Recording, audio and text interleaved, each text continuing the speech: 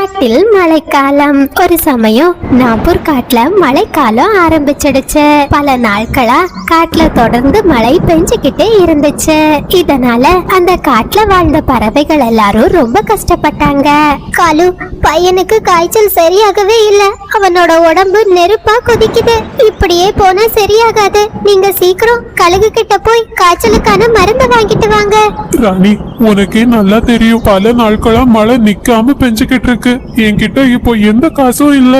நீங்க கழுகு கிட்ட கடன் சொல்லியாச்சும் காய்ச்சலுக்கான மருந்து வாங்கிட்டு வாங்க. நம்ம பையன் காய்ச்சலால ரொம்ப கஷ்டப்படுறான். சரி ராணி, அந்த கழுகு ரொம்ப மோசமானது. அது கடன் கொடுக்குமான்னு தெரியல. இருந்தாலும் நான் போய் கேட்டு பாக்குறேன். இன்னும் சொன்ன காலுக்காக மருந்து கடையை நோக்கி பறந்து போச்சு. போகிற வழியெல்லாம் மழையோட தாக்கம் ரொம்ப அதிகமா இருந்துச்சு. காலுக்காகத்தோட ரெக்கை எல்லாம் நனைஞ்சு போனதுனால இந்த கடினமான மழையில பறக்கிறதுக்கே ரொம்ப சிரமப்பட்டுச்சு. நேராக ராஜுவோட காய்ச்சல் ரொம்ப அதிகரிச்சுக்கிட்டே இருந்துச்சு.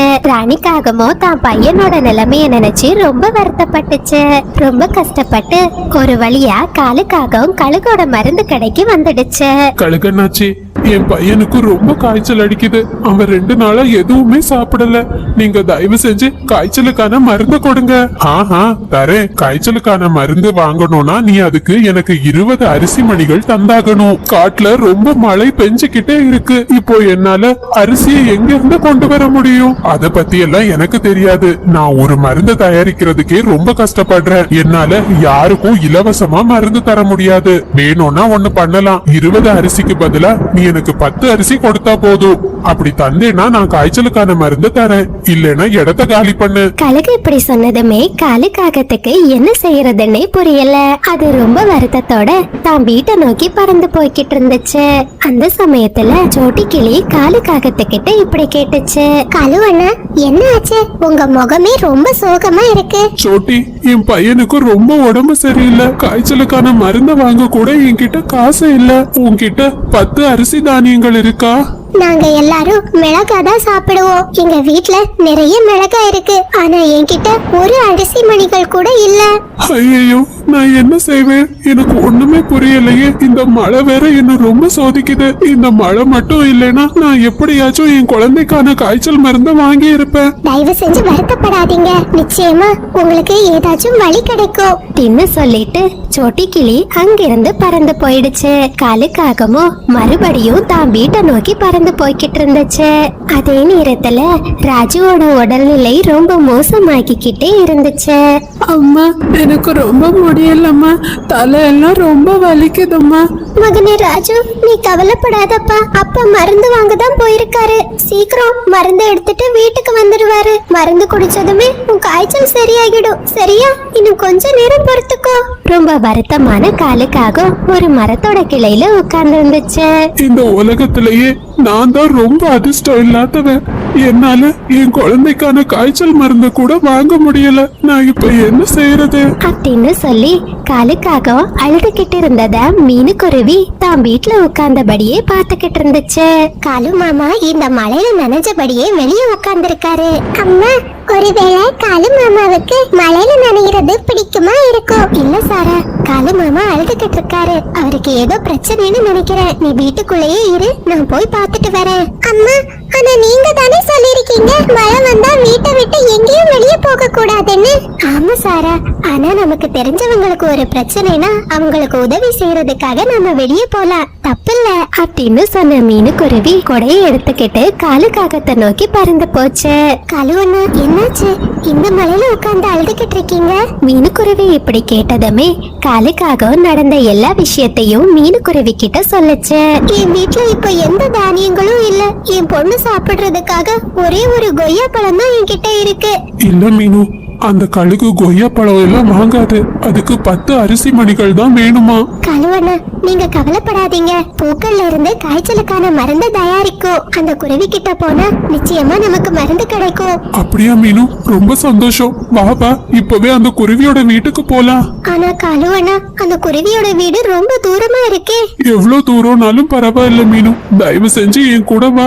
என் குழந்தையோட உயிர் இப்போ உன் கையில தான் இருக்கு. சரி கழுவண்ணா, நான் வரேன். கொஞ்சம் இருங்க, என் பொண்ணு கிட்ட சொல்லிட்டு வந்துடுறேன் அப்படின்னு சொன்ன மீனுக்குருவி மறுபடியும் தான் வீட்டுக்கு பறந்து போச்சு. சரா, நான் காலு மாமா கூட மருந்து வாங்குறதுக்காக போறேன். வர்றதுக்கு கொஞ்சம் நேரம் ஆகும். நீ கதவை பூட்டிக்கிட்டு வீட்டுக்குள்ளேயே இரு, வெளியே எங்கேயும் போயிடாத, சரியா? சரிம்மா, போயிட்டு சீக்கிரம் வந்துடுங்க. நான் உங்களுக்காக காத்துக்கிட்டே இருப்பேன். பிறகு மீனுக்குருவியும் காலுக்காகவும் ரோசி குருவியோட வீட்டை நோக்கி பறந்து போனாங்க. அந்த சமயத்துல புறா தான் வீட்டோட வெளியே உட்கார்ந்திருந்துச்சு. அட மீனு, காலு, இந்த மலையில எங்க போறீங்க? ஒரு நிமிஷம் இங்க வாங்க. புறானே, என்ன விஷயம்? சீக்கிரம் சொல்லுங்க. நாங்க காய்ச்சலுக்கான மருந்து வாங்குறதுக்காக ரோசி குருவியோட வீட்டுக்கு போறோம். அட, நானும் அங்க போறதுக்காக தான் என் வீட்ல இருந்து வெளியே வந்தேன். வாங்க, நானும் உங்க கூட வரேன். சரி சரி, வாங்க, சீக்கிரம் போவோம். என் பையன் ராஜு இப்ப என்ன நிலைமையில இருக்கான்னு ஒண்ணும் புரியல அப்படின்னு சொல்லிட்டு எல்லா பறவைகளும் ரோசி குருவியோட வீட்டை நோக்கி பறந்து போனாங்க. வீட்டு முன்னாடி ரோசி குருவி உட்கார்ந்து இருக்கிறத பார்த்த எல்லா பறவைகளும் ரொம்ப சந்தோஷப்பட்டாங்க. ரோசி, உன்னை தேடிதான் நாங்க இவ்ளோ தூரம் வந்தோம். உன்கிட்ட காய்ச்சலுக்கான மருந்து இருக்கா? ஆமா, என்கிட்ட காய்ச்சலுக்கான மருந்து இருக்கு. இந்த மழை காலத்துல நிறைய பறவைகள் காய்ச்சலால கஷ்டப்படுவாங்கன்னு எனக்கு தெரியும். அதனாலதான் நான் முன்கூட்டியே நிறைய மருந்துகளை தயாரிச்சு வச்சிருக்கேன் அப்படின்னு சொல்லிட்டு ரோசி குருவி தான் கிட்ட இருந்த மருந்த அந்த பறவைகள் கிட்ட கொடுத்துச்சு. ரோசி அக்கா, உங்களுக்கு ரொம்ப நன்றி. ஆனா இந்த மருந்துக்கு ஈடா உங்களுக்கு தர எங்க கிட்ட இப்போ எதுவுமே இல்ல. மழை நின்னதுமே இந்த மருந்துக்கு ஈடா நீங்க என்ன கேக்குறீங்களோ அதை நாங்க உங்களுக்கு தரோம். அட மீனு, எனக்கு எதுவும் வேண்டாம். நான் இத ஒரு பொது சேவையா தான் செஞ்சுக்கிட்டு இருக்கேன். நீங்க தாராளமா இந்த மருந்த உங்க வீட்டுக்கு எடுத்துட்டு போலாம். உங்களுக்கு ரொம்ப ரொம்ப நன்றி. உங்களாலதான் என் பையன் இன்னைக்கு உயிரோட வரப்போறான். காலு, நீ கவலைப்படாத. இந்த மருந்த சாப்பிட்டதுமே உன் குழந்தையோட காய்ச்சல் சரியாகிடும். சீக்கிரம் இந்த மருந்த உன் குழந்தைக்கு கொண்டு போய் கொடு. பிறகு மருந்த வாங்கிக்கிட்டு எல்லா பறவைகளும் தங்களோட வீட்டுக்கு வந்தாங்க. ராணி, இந்த மருந்துல 3 சொட்டை ராஜுவுக்கு கொடு. உடனே ராணிக்காகமும் அந்த மருந்துல 3 சொட்டை ராஜுவோட வாயில ஊத்துச்சு. அத குடிச்ச கொஞ்ச நேரத்திலேயே ராஜுவோட காய்ச்சல் சரியாகிடுச்சு.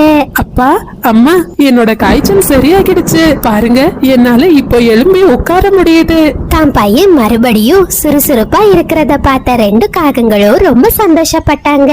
ராணி, நீ பையனை பாத்துக்கோ. நான் ராஜுவுக்கு சாப்பிடுறதுக்கு ஏதாவது எடுத்துட்டு வரேன் அப்படின்னு சொல்லிட்டு காலுக்காக உணவு தேடி பறந்து போச்சு.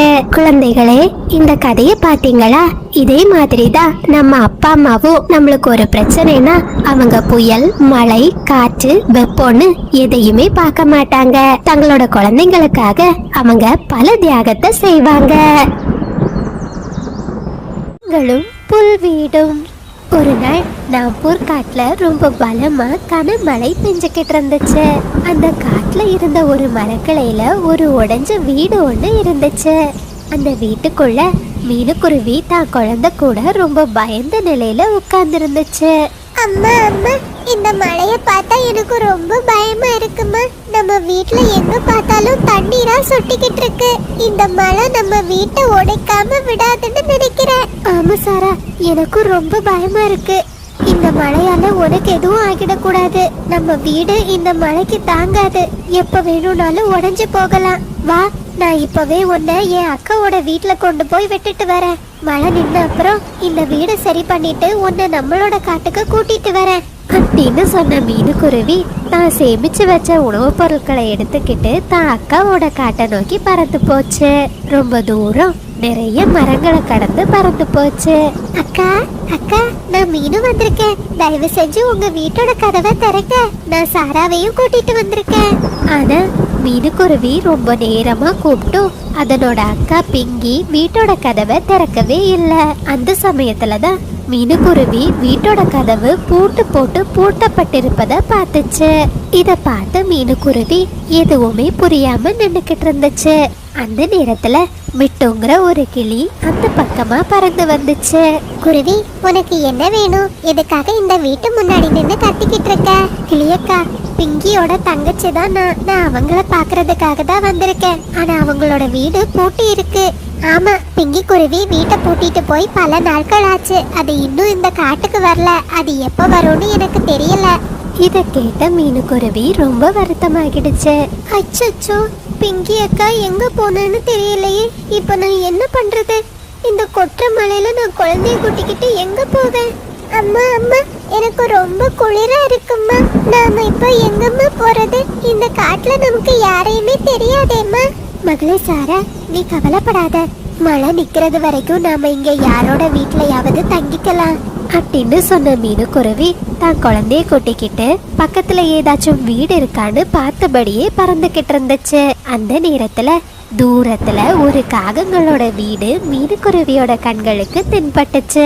உடனே மீனுக்குருவி அந்த காகங்களோட வீட்டை நோக்கி பறந்து போச்சு.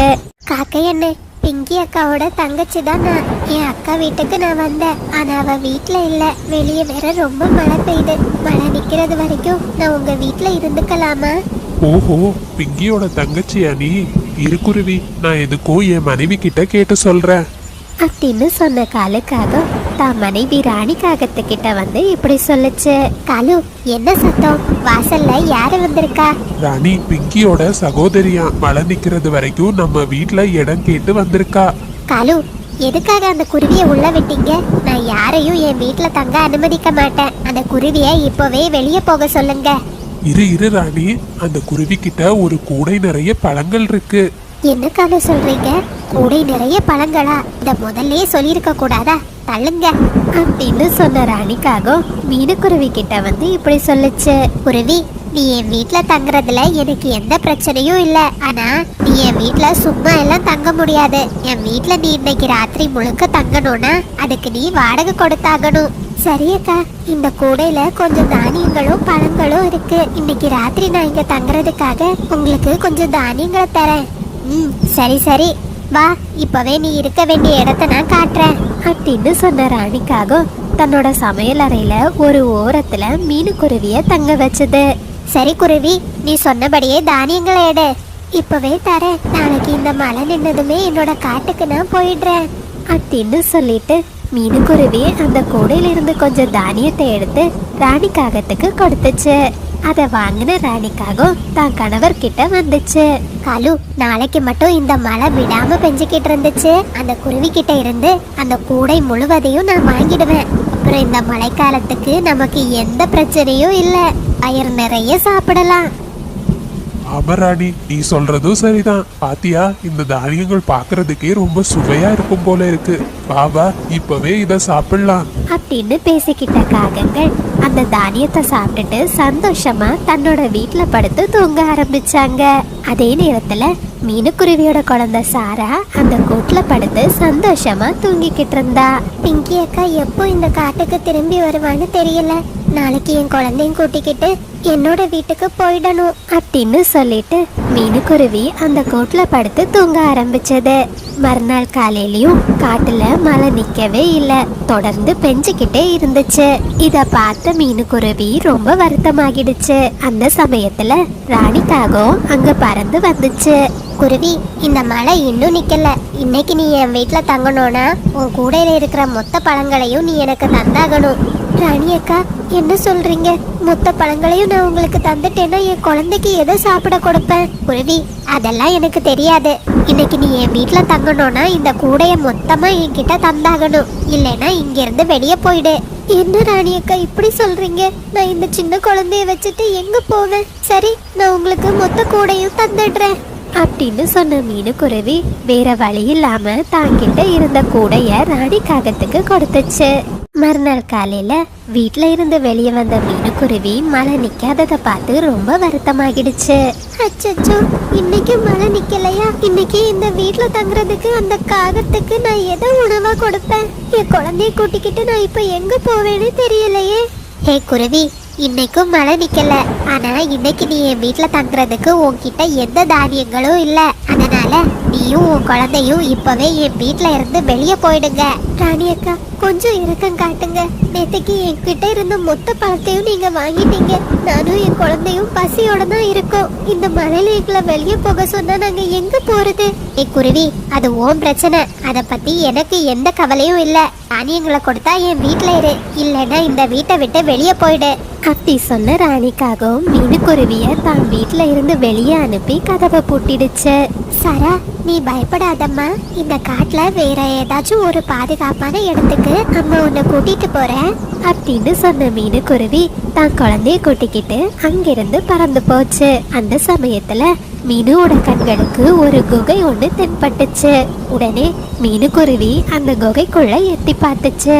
அந்த குகைக்குள்ள ஒரு மோசமான கழுகு தனக்கான உணவை தயாரிச்சுக்கிட்டு இருந்துச்சு. இத பார்த்த மீனுக்குருவி ரொம்ப பயந்துடுச்சு. சுச்சோ, இங்க ஒரு கழுகு இருக்கு, இந்த கழுகோட கண்களுக்கு நம்ம தென்பட்டோம், என்ன சுட்டே சாப்பிட்றோம் அப்படின்னு சொன்ன மீனுக்குருவி தான் குழந்தைய கூட்டிக்கிட்டு ரொம்ப வேகமா அங்கிருந்து பறந்து போயிடுச்சு. கொஞ்ச நேரத்திலேயே குழந்தை சாராவுக்கு ரொம்ப காய்ச்சல் அடிச்சது. இதனால ரொம்ப கவலைப்பட்ட மீனுக்குருவி தான் குழந்தைய அணைச்சபடியே ஒரு மரக்கிளையில உட்கார்ந்து இருந்துச்சு. அட கடவுளே, நான் இந்த காட்டுல இப்படி வந்து மாட்டிக்கிட்டேன்னு. என் குழந்தைக்கு வேற ரொம்ப காய்ச்சலா இருக்கு. நான் இப்ப எங்க போறது, யாரோட வீட்டுல தங்குறது? இந்த காட்டுல எனக்கு யாரையுமே தெரியாதே. அந்த நேரத்துல அந்த பக்கமா ஒரு புறா ஒண்ணு பறந்து வந்துச்சு. மீனுக்குருவியோட சத்தத்தை கேட்ட புறா மீனுக்குருவி கிட்ட போய் இப்படி கேட்டுச்சு. குருவி, உனக்கு என்ன ஆச்சு? இந்த கொற்ற மலையில இந்த குழந்தைய வச்சுக்கிட்டு இங்க என்ன பண்ணிக்கிட்டு இருக்க?